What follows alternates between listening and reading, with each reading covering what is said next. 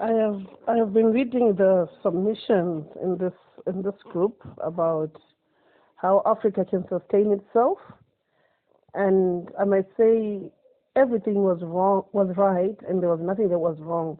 But I think it is also critically important for us to start interrogating, support each other as Africans. It all goes back to the way we are socialized. We're socialized to compete against each other, for one person to be better than the other, even in our own family structure and our own family setup. Rather than continuing interrogating the wrongs and the ills that have South Africa to its demise, I think we should now be putting our heads together and cross-pollinating ideas on how we can make Africa great again. I don't believe that there is anything impossible under the sun. Just the fact that we have started having this conversation, it means we can come up with that will make Africa great again. Firstly, I have said this time and again that charity begins at home. Who we are in the outside world reflects who we are at home. And we need a paradigm shift of mindsets for us to be able to create an enabling environment for sustainable in Africa. How are we going to attain that? Each and every one of us has to ensure that we apply the trickle-down effect.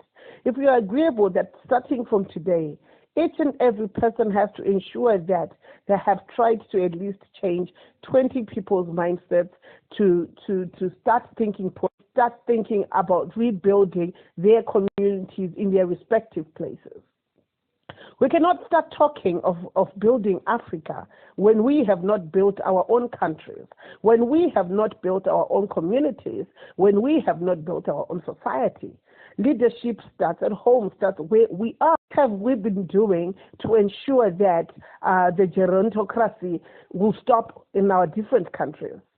We spend most of our time complaining in social media, yet we're not doing the practical things that will enable us to have inclusion of all people in governance processes. I think earlier on when I posted how we have been fooled into thinking that we all have to go to university, have degrees and pull them up on walls and wear those black robes. What have the masses in Africa who have graduated from university done which is productive in their own countries? What we have is thinking that if I go to Europe, I'll go and make money and live the Liva Loca.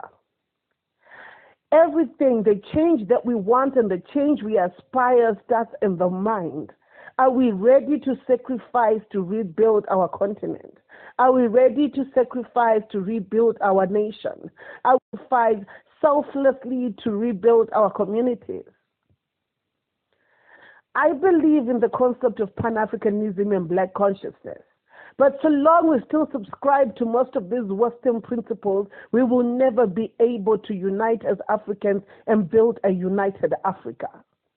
Only realize our dream when we start setting up these frameworks that we want, when we start demanding accountability from our leaders fearlessly, when we have one voice as the children of Africa, which will be applied to every president of any nation in Africa that they want as African children.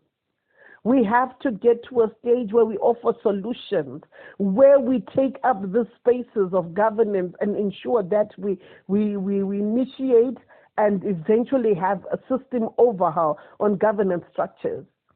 Africa is endowed with the vast mineral resources to sustain itself. The only problem we have is corruption, a lack of integrity, fiscal indiscipline. When we have learned how to manage that, then we can all make Africa great again. Good